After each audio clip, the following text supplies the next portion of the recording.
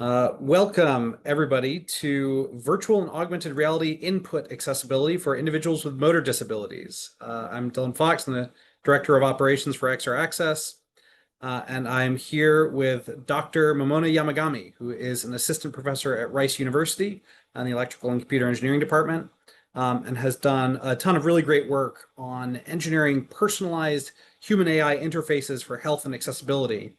And today we're going to hear her talk about some of her research specifically on making XR more accessible for folks with motor disabilities, which, as we all know, is a huge. There's a lot of huge gaps in that right now. So, without further ado, Dr. Yamagami, please take it away. Thank you so much for that introduction. And I apologize if I'm coughing or, looking a little sick today. I'm feeling a little bit under the weather, so I do apologize for that. Our lab, we focus on a couple of different things. We focus on the intersection of leveraging new and emerging wearable interfaces, developing new control learning and optimization methods, and applying them towards health and accessibility applications for individuals with disabilities or chronic conditions, mostly for individuals with motor disabilities. And today I'll mostly be talking about the accessibility part of my research lab, but if you're interested in the health aspect of it, we do a lot of work with developing new at-home rehabilitation technology. So if that's something that's interesting to you, please feel free to reach out. And just as a brief background on myself, I did my bachelor's at Rice University, which is in Houston, Texas, did my PhD at the University of Washington in Seattle, my postdoc as well. And then I started at Rice in July of 2023. So I've been here for about 2 years. So first, I want you to take a second to think about the machines and devices that you've operated today. Maybe you used a smartphone, or maybe you drove. Did you turn on your TV? I'm assuming all of you are on your laptop right now.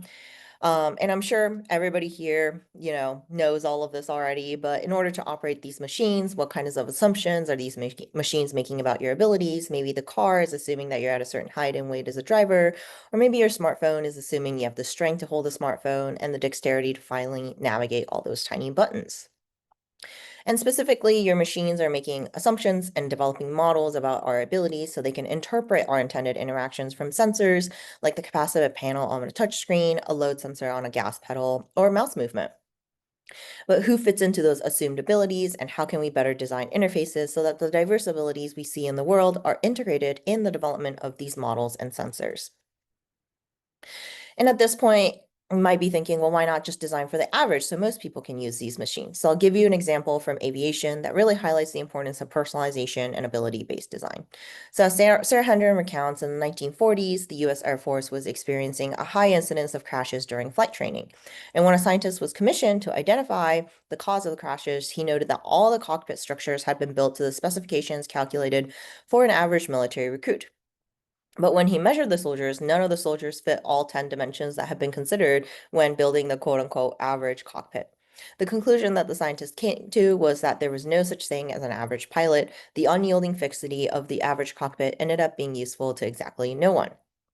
And after this realization, the engineers began to make everything adjustable to fit a wide range of body measurements so each person can adjust the cockpit to fit the specifications of their own body, and safety and comfort for the pilots significantly improved.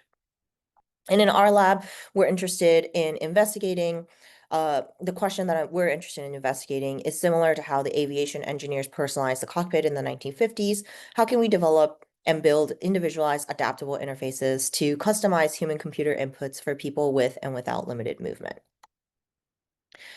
So I'll talk to you about two different things that we've been working in our lab. First, I'll talk about some of our foundational work in developing a design space for mapping unimanual input into bimanual interactions in virtual reality for users with limited movement. And then next, I'll discuss some of the more recent work from our lab on leveraging neural interfaces for extended reality accessibility. So as we all know, virtual reality provides many opportunities for immersive digital experiences in many domains such as education, gaming, and healthcare. And these immersive experiences are delivered through head-mounted displays that occlude users' vision of the physical world and present an assortment of interactive virtual environments. And users typically interact with objects in these virtual environments with handheld motion controllers or with bare hands through the use of hand tracking cameras embedded inside of the head-mounted displays. And interactions in VR or XR, as with interactions in all interactive technologies, kind of assume that users possess certain abilities, making it difficult or impossible for users whose abilities do not match the ability assumptions embedded in the design of XR devices and applications to fully use the technologies. And there's a lot of different accessibility barriers in VR that can prevent participation, including putting on the head-mounted display, manipulating dual motion controllers, inaccessible buttons, and cord management. And in this work, we were interested in investigating how we can make bimanual interactions in virtual reality more accessible. And specifically, using dual motion controllers or just using two bare hands might be challenging for people who might have a hand preoccupied with controlling a powered wheelchair, people who might have an amputation of an arm, or a stroke limiting movement in one hemisphere of their body. And as VR applications often include experiences where users control a two-handed avatar and perform bimanual interactions with different objects, these applications become inaccessible to people who, by either choice or necessity, prefer to use a single virtual reality controller. And allowing users with limited mobility to perform bimanual interactions in VR with a single controller could really improve the accessibility of virtual reality applications. But as it is now, it's unclear how designers and developers should enable these experiences and what kinds of trade-offs users with limited motion might experience when engaging with these VR applications. And so creators of VR experiences need structured methods for developing accessible alternatives to bimanual interactions. So to understand this, we had two main research questions. What first was how can we develop structured methods for developing accessible alternatives to bimanual interactions? And second, what kind of trade-offs might users with limited motion experience when engaging with virtual reality applications? And specifically, we're interested in supporting the design of novel methods for enabling bimanual interactions in VR with a single virtual reality motion controller or with their bare hand, where one hand in virtual reality is controlled by the individual with a motion controller, which we're going to call the controlled hand, and the other hand in VR is controlled by an input technique called a virtual hand. To help facilitate the creation of these alternative inputs, we proposed two-in-one, a design space for mapping unimanual input into bimanual interactions in VR. And our design space consists of two dimensions, bimanual interaction type and computer assistance. So I'll first describe the four types of bimanual interactions based on Guillard's kinematic chain theory. So we actually ran a study where we classified bimanual interactions found in existing virtual reality games and applications, and we found that every single bimanual interaction that we could observe fit into exact one and only one of these four categories, and they all fit into one of these four categories, and none of them overlap with each other.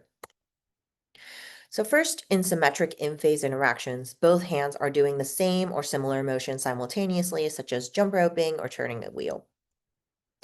In symmetric out-of-phase interactions, both hands perform the same or similar movements one after another in series or asynchronously, such as climbing a ladder or pulling a rope.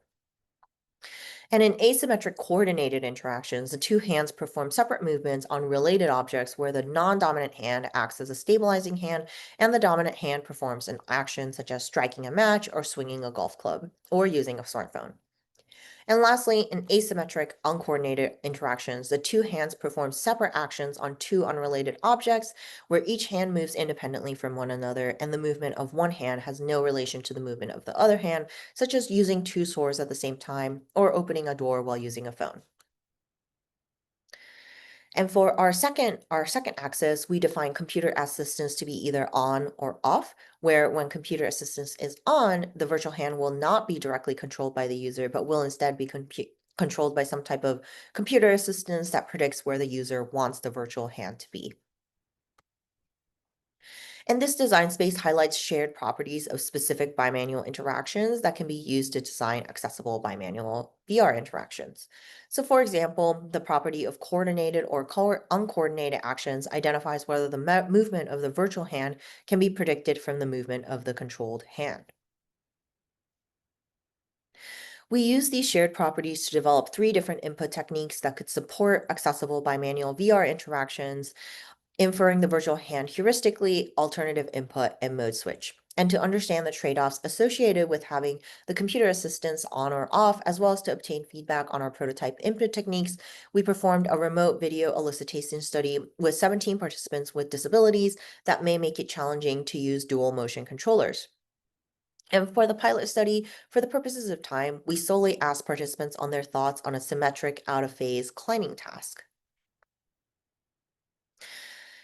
We showed participants videos of a person using different input techniques to go up a climbing wall. And in this video, we see a climbing wall with brightly colored holes and a video of a person climbing up a wall with two motion controllers, which may not be accessible for individuals with motor disabilities. And we tested three main different types of interaction methods. First is automated. In automated, the position of the virtual hand is inferred heuristically and shows up automatically. So perhaps it just means it's the closest hold to the hold that the controlled hand is currently on. In alternative input, the virtual hand is controlled by the headset. And in mode switch, we use one motion controller to control both virtual hands by switching back and forth between each hand. We found that different participants prefer different levels of user effort and autonomy, with some participants preferring the automated input technique as they felt it provided the most smoothest experience, whereas others preferred the alternative input so that the game is not just doing it for me. Others felt that different VR games might necessitate different input techniques, with one participant saying it would be cool if there was an option to turn the input technique on and off. Lastly, some participants discussed how helpful it would be to adapt accessible input technologies they currently use, such as an accessible mouse, touchpad, joystick, or eye gaze to control the virtual avatars in VR. Although the current iteration of our work does not support this, they mentioned that having an alternative method to control one of the hands in VR is beneficial because it lowers the number of buttons and switches you have to use in order to control both of the virtual hands. So in our two-in-one work, we investigated how currently available extended reality input techniques can be made more accessible through the development and evaluation of a design space.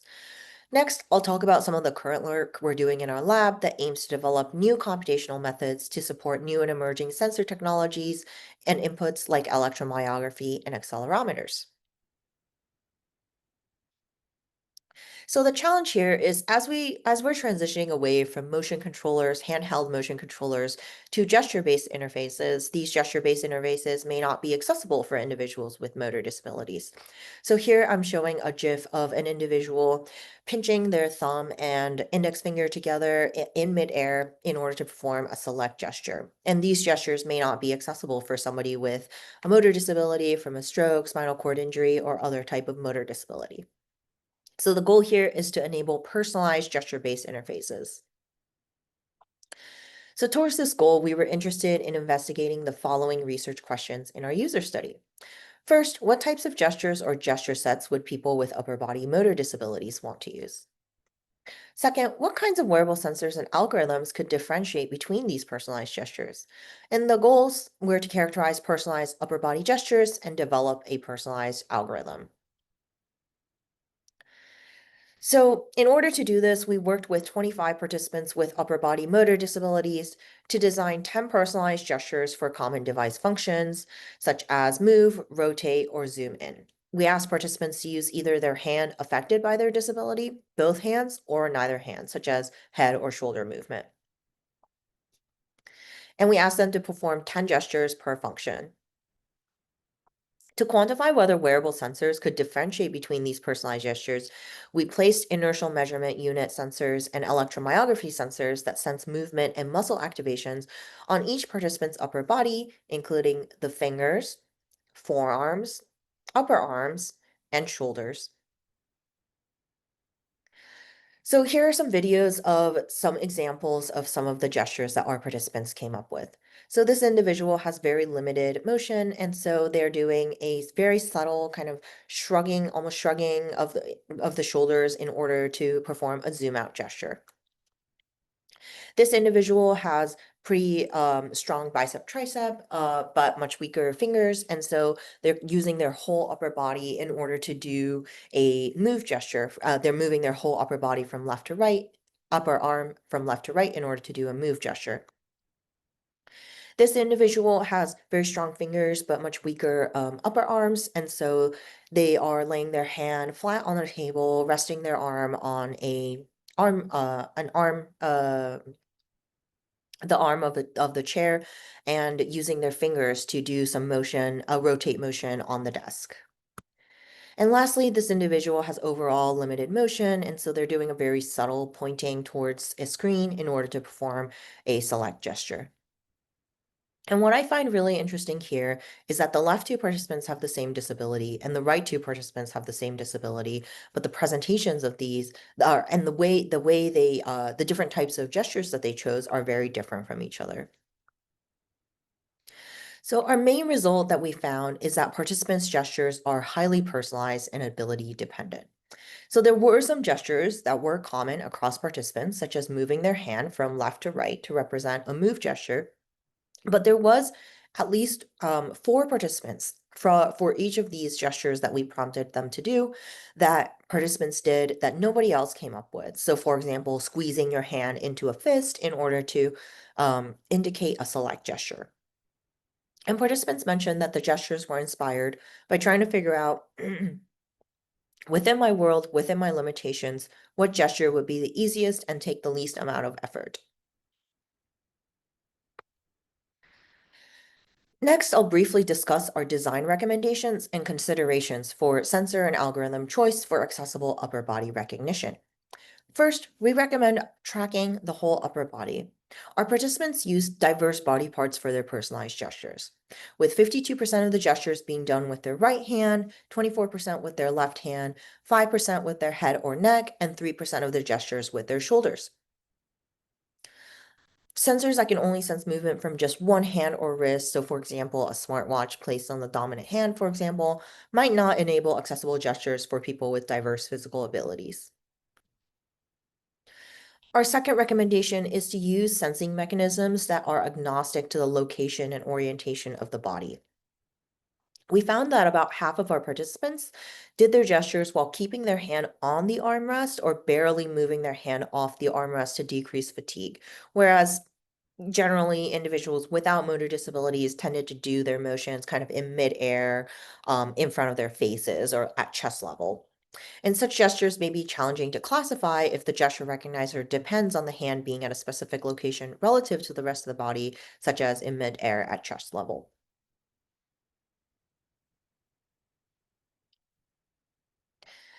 Our third recommendation is to use sensors that can sense muscle activations without movement.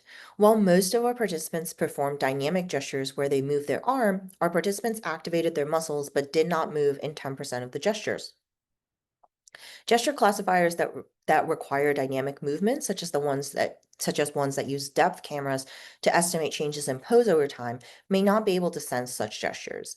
And to ensure that these gestures can be captured and classified, sensors like electromyography sensors that can sense muscle activations regardless of whether the person moved or not is an important aspect of an accessible gesture classifier.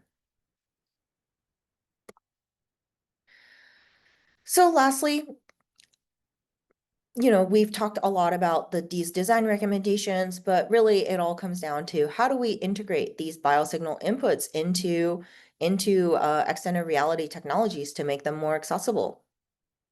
And specifically, something that I was really interested in is how do we integrate all these different sensor modalities that are available into one gesture recognizer? And this is because even for computers, for example, there's so many different types of inputs that are available from adaptive mouses, joysticks, buttons. There's a lot of different types of accessories that are available. And this is true for biosignal sensors as well. So you can have electromyography sensors that sense muscle electrical activity. You can have electroencephalography sensors that sense brain waves from your brain, and as well as sensors like Xbox 360, where there are cameras that can be used to sense changes in the pose. So how can all of these different sensors be integrated into one biosignal gesture recognizer? And there's a couple of challenges associated with this. And so here's an example of why this might be a challenge. So let's say there's the person does a gesture and there's two different biosignals that are tracking that gesture, biosignal 1 and biosignal 2. A couple different challenges. First of all, these different biosignals might have different channel numbers. So it just depends on the type of sensor, but they might have very different channel numbers. And also they might measure at very different amplitudes. And so the biosensor 1 on the left seems to be measuring activity at around, 1, at a magnitude of 1. Whereas the second biosensor on the right seems to be measuring activity at around 2 to the power of 10 to the power of -4. So very, very small amplitudes. And they might also be collecting data at different frequencies, which will make it challenging to do a direct comparison. And so how do we resolve all these issues?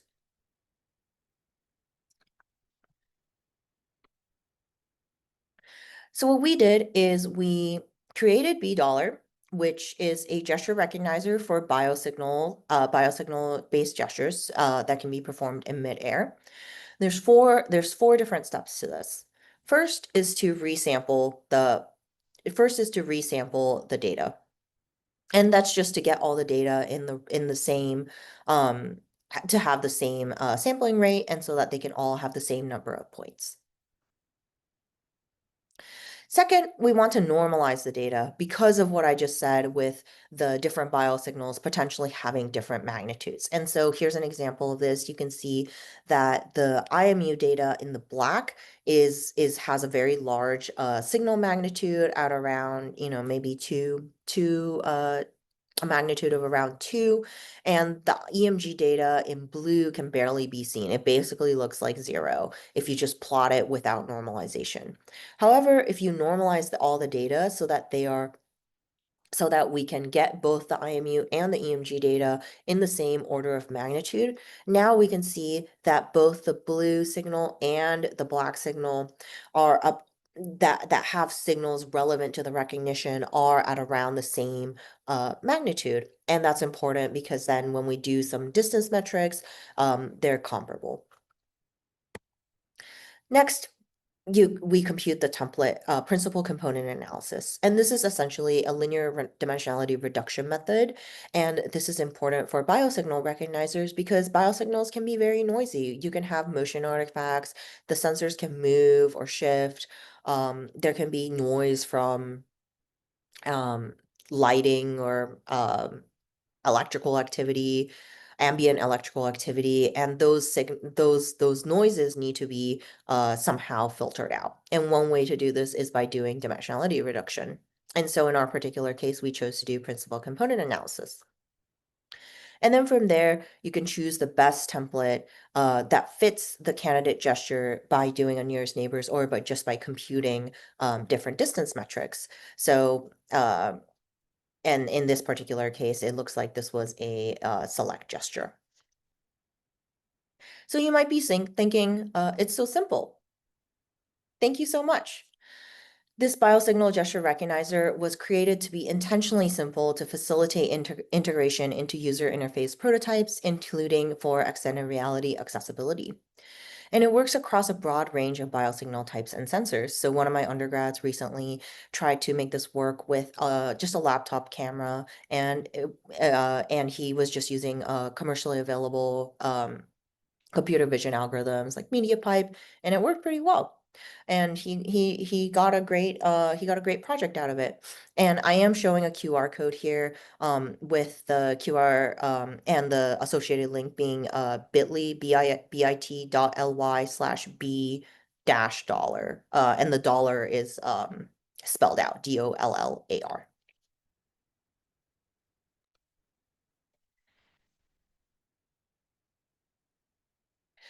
So to just show you how it compares against other algorithms, first we can look at the recognition error rate across different numbers of templates or training samples that might be available. So we compared our B-Dollar recognizer in black against a traditional machine learning algorithm So in our particular case, we extracted expert features and then we applied a support vector machine algorithm to it, and then a deep learning algorithm. And this was a convolutional neural network with a two-layer LSTM network. And what we found is that our B-dollar recognizer generally does well across all different numbers of train templates or training samples, but it does particularly well when the training samples are very, very low. So one or two templates, which is often might be the case for individuals with motor disabilities if they are the ones who are creating their own gestures. They might not want to do 10 different gestures. Next, our gesture recognizer performed well across different types of gesture articulation variability, including when the same gestures were performed at a different time, when the same gesture was performed at a different speed, so faster, for example, and when the same gesture is performed at a different size, so larger. And lastly, we also wanted to see whether this algorithm would work across users as well. And we found that it did overall perform reasonably well across users. We did find that for individuals without disabilities, the deep learning network performed a little bit better than our algorithm. But for individuals with disabilities, which we anticipate is maybe has more heterogeneity in the way they do the gestures, the neural network performed comparably to our B-dollar recognizer. So B-Dollar is a simple, ability-inclusive biosignal gesture recognizer that can easily be integrated into user interface prototypes. So I do encourage you to check out our paper if you are interested. It has pseudocode. And again, the link is bit.ly/b-dollar.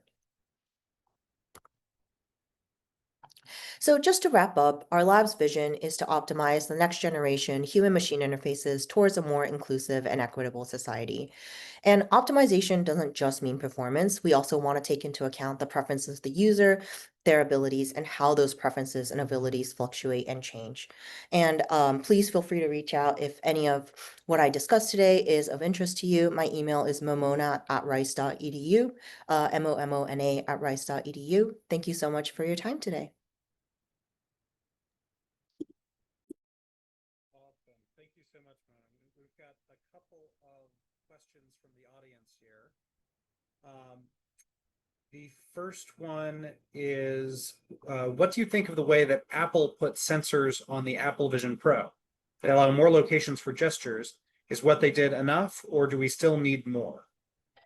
I'm actually not familiar with, I haven't had the opportunity to try out the Apple Vision Pro yet. So I'm wondering if maybe somebody can tell me what kinds of sensors they have. Yeah, I know at the base level they do a couple of things like they let you choose whether you want to gaze. Are you gazing with both eyes, with one eye?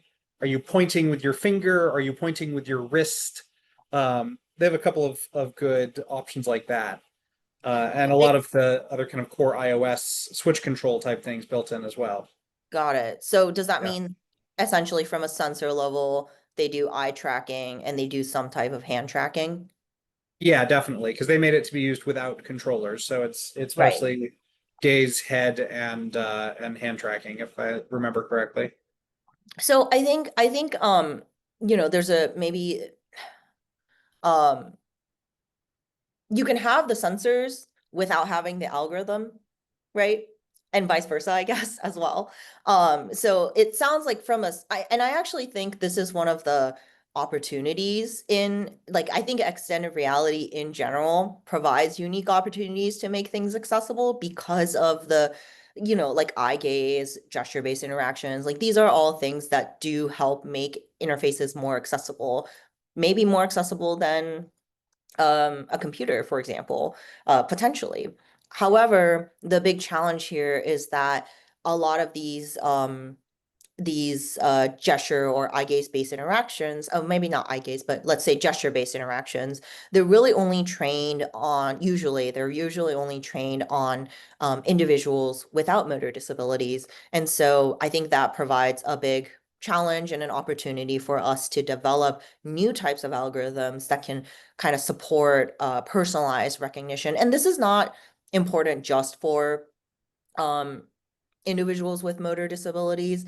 There's actually been studies that demonstrate that there's actually a lot of heterogeneity in what somebody considers intuitive and intuitive gesture, mid-air gesture, I mean. And it depends on the person's culture, and there's a lot of different factors that go into it. And so this is actually also important for individuals without motor disabilities as well, because if you can create your own gestures that can help make things more memorable. It can help you remember the gesture better, and maybe that'll help make your XR device more intuitive as well. Awesome. And the next question is from Justin Barry, who just presented a great presentation on kind of gesture remapping via lemmings at our last symposium. So check that out if you haven't seen it. For developing the gestures, is there a strategy in place for remapping? Context questions. As the participants are finding their preferred gesture, are they able to try a variety of options and tune it to their preference? And finally, once the gesture is selected, can it be adjusted manually? Right. So for this particular work, this was just creating the gesture recognition algorithm.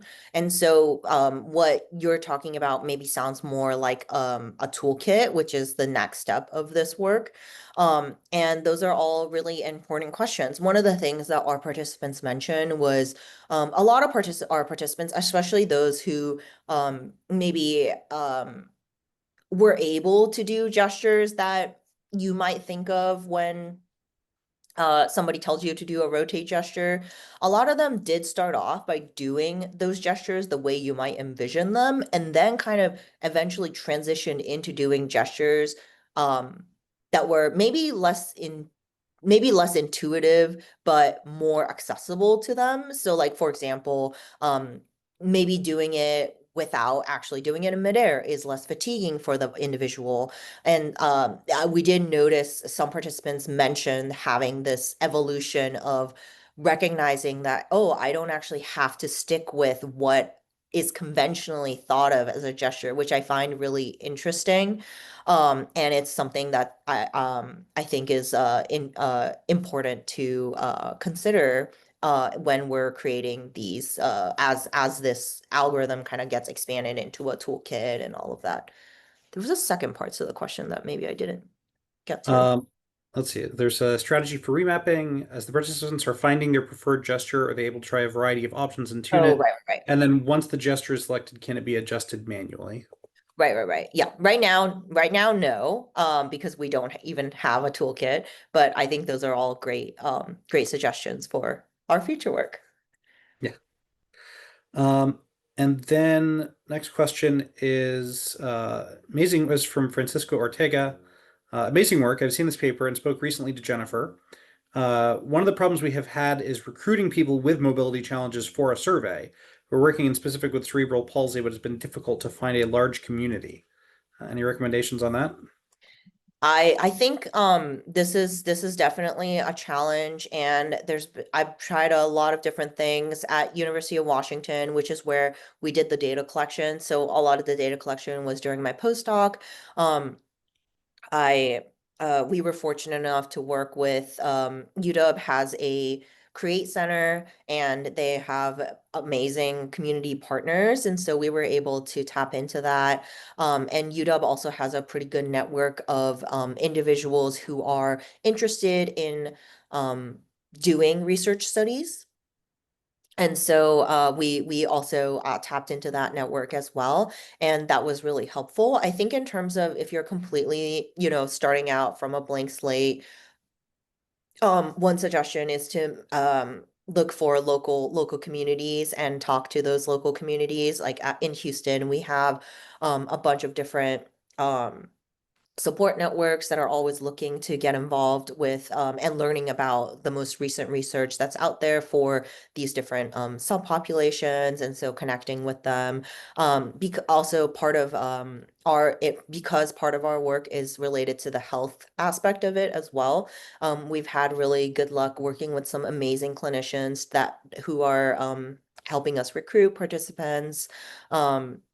So it's definitely challenging, and I think a big part of this is making sure that we're not just taking from the community, we're also giving back. And so if there are opportunities to volunteer or present your research at one of these support networks, I think that those are all great opportunities. Yeah, and I'll note that we at XR Access, we have both a participant pool if you are disabled and interested in participating in XR research. You can sign up for that. And then we also have a research network, which is our kind of network of researchers who are, working on all these different challenges. And if you are trying to recruit, if you're a researcher trying to recruit disabled participants, we can potentially help connect you with those that are interested.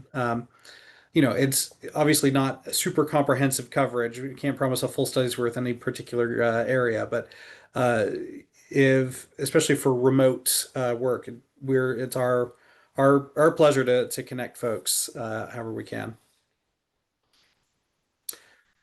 Cool. That's all the questions for chat. I had definitely one or two. I've been looking at one of the big things that I think about when it comes to um, mobility accessibility for XR experiences. Oftentimes for games, there's a lot of different things to potentially remap, right? If you look at, some games will have one thing tied to A, one thing tied to B, one thing tied to the Right. trigger, to the grip, to, different types of controls. So do you find that there is enough room on the metaphorical keyboard for everything? Is it possible to take all these different commands that one experience might use and kind of remap them each to something new? Or is there kind of an upper limit on what's feasible in terms of the different types of mappings you can have at one time? So I think this is where the multimodal integration is important because, I mean, of course, it kind of depends on each individual's abilities and, the degrees of freedom that they have. Like there's one study that I read recently where somebody said like for IMU sensors placed on the upper body, we only have like 2.7 degrees of freedom, which is not enough to even control a motion controller, right? Hmm. Like a three-dimensional um control a cursor in 3D. Um and so I think it is important to be able to understand what is the limit? How do we measure that? I think that is important. But also I think that's where that multimodality comes in. And I didn't talk, our work did not investigate eye gaze at all, but that's an important modality that many individuals are um interested in or familiar with, and so integrating that with buttons and gestures and like having all of that be a cohesive experience, I think is one way in which we can try to address some of those limitations of running into there's only so many movements that somebody might remember or come up with. Yeah. Right, right, right. Yeah, and then on a similar note, I know when we often talk about button remapping is kind of a core staple of a lot of different accessibility guidelines.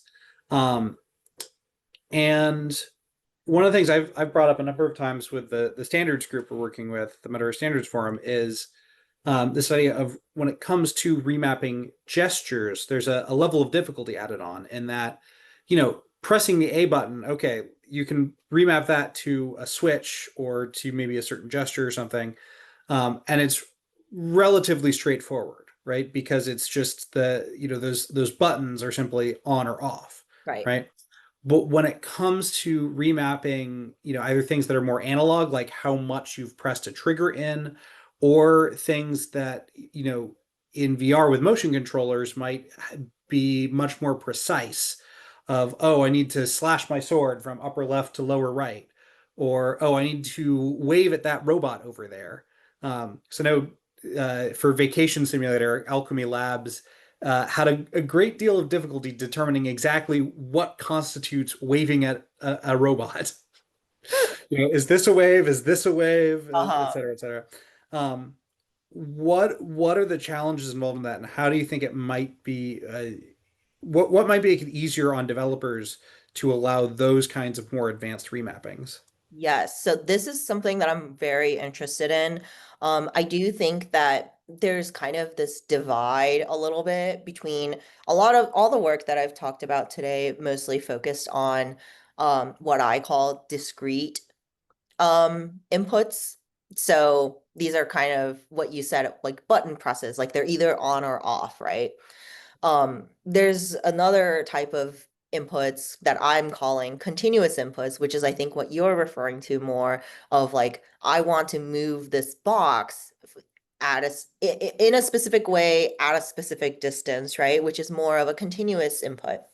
And so I actually think that requires a whole, and we are working on this, by the way, if anybody's interested in talking about this.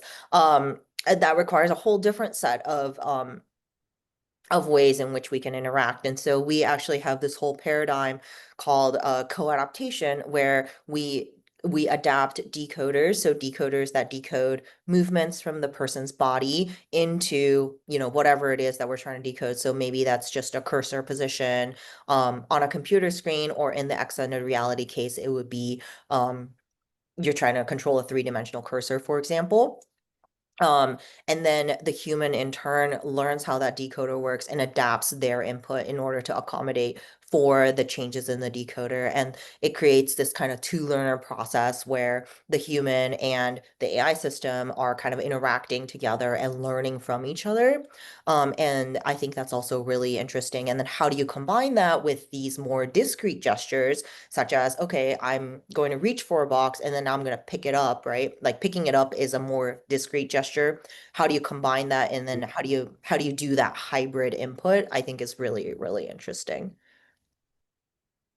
I did Yeah. want to mention there was a question in the chat about fatigue over time about gestures. So for gestures, and have, you know, different preferences eventually. And this is also something that I'm really interested in. So how do we measure these?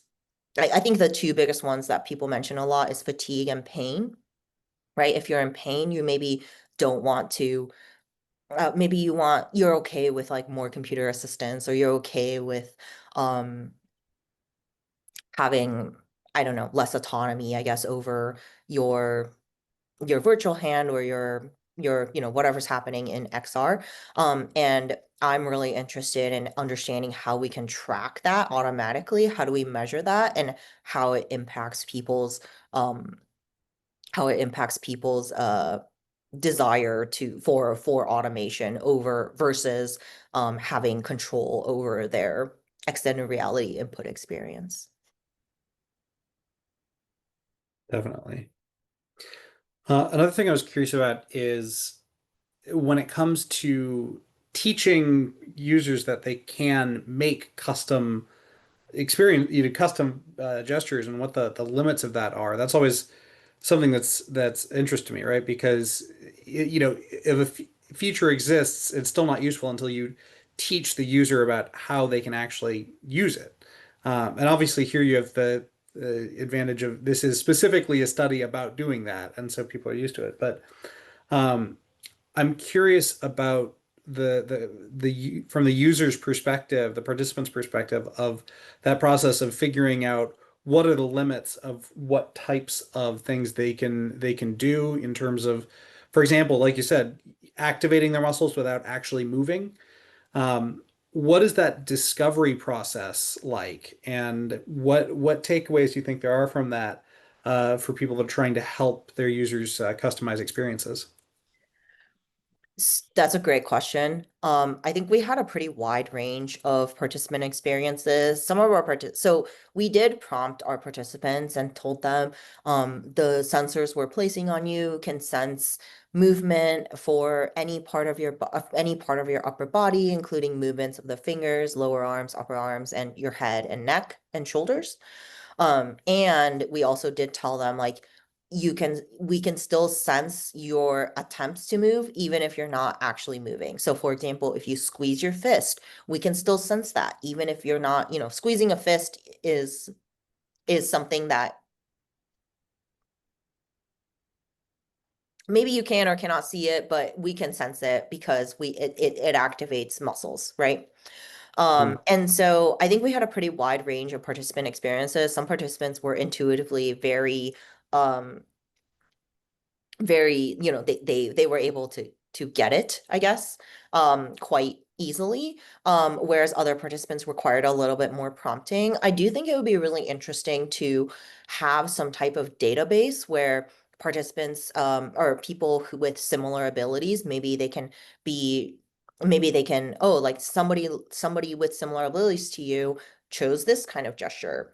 Um, it did seem that participants with a greater level of disability were perhaps a little bit more creative when it came to coming up with these gestures, um, than participants with a more milder level of disability. So, for example, if somebody had essential tremor, they can essentially do all the gestures how you might somebody without a disability might do it, but just with a tremor, for example.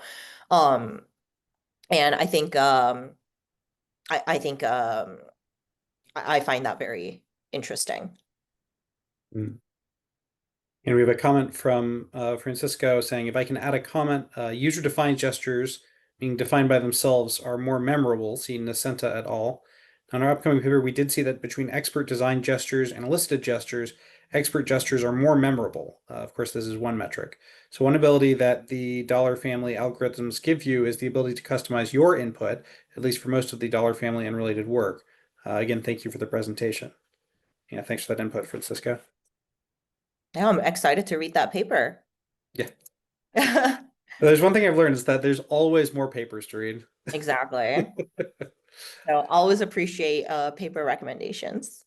Yeah, yeah. I think that's something that we've been thinking about at Extra Access too, is if there's some way for us to put together a big collection of those. I know we did briefly, I think we have on our Extra Access GitHub, which I'll put in the chat, a collection from an excursion we did last year. But I'll see if I can grab a link to that later. Another question I had in mind was there's a service I think still around called the walk-in VR driver. Hmm. Um, and I know one of the things that they did, and for those who don't know, this is a service that would basically be on the back end of Steam if you're using PC VR, and would give you options around things like kind of virtual controllers, how let you pretend to be standing up when you're sitting down, co-piloting, things like that. Um, and I guess one of the things I would ask from that is I know they had movement multiplication or divisioning, for example, or Right. just Yep. altering the sensitivity, right? Where a little movement could become a big movement, or a big movement could become a little movement. Um, would you say that's a type of remapping, or is that in a kind of its own category? Yes, absolutely. I think that I would definitely consider that input remapping. Mm, I think that, it seems to me that the walk-in VR driver does a great job of enabling some of these features. And I think that's really important. I do think some of the work that we're doing, we try to go beyond that, right? And um I guess like try to go beyond like biomimetic, I guess is one way to think about it. Options and like think outside of the box, like how people don't have to do the actual gesture or the actual movement in order for it to elicit that motion in XR, for example, right? Like in order for the cursor to go forward, you don't actually have to physically go forward. You can do whatever you want. And so how do people think about that kind of experience, and how do we support that kind of more like I don't know if diverse is the right word, but variable, I guess, inputs that people might come up with, I think is important to think about. mhm. Awesome. Well, we've got a few minutes left. Any more questions or anything else you wanted to add here? Um, no, I think I kind of covered everything that I'm excited about. I feel like y'all hit on all the things that I am thinking about for the future. If anybody wants to connect in this space, I would love to connect and, learn about what y'all are working on. A lot of our health related research is also in the gaming space. We're currently creating a device to enable um, rehabilitation at home with using commercially available games. So kind of also input remapping, actually. That one's also an input remapping project, but you're remapping like game inputs, commercially available game inputs into rehabilitation motions. And so it's all kind of connected, and yeah, we're really excited about re input remapping. I think it has a lot of potential in a lot of different areas. Awesome. All right. Well, thanks so much, Mona. We'll be uploading this video to YouTube later this week or early next. And yeah, if anybody has questions, feel free to reach out. Mona, I think you said your email was momona@rice.edu. Yep. And I will write. Uh, great. And yeah, I think with that, we will wrap it there for today. Thanks so much for everybody who attended, and we'll see you next time. Thank you so much. Bye.